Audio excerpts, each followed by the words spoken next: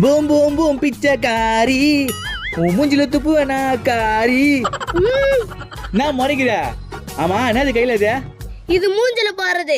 இத போட்டா மூஞ்சி பல பலன்னு ஆயிடும். அப்படியா? அப்ப மாமா குளிச்சிட்டு வந்துரு, இது ரெடியா வச்சுக்கோ. நானும் இதை போட்டு பல பலன்னு ஆயிடுறேன். இந்த பெப்பி காயில வச்சு உன்னை என்ன பண்ற பாரு.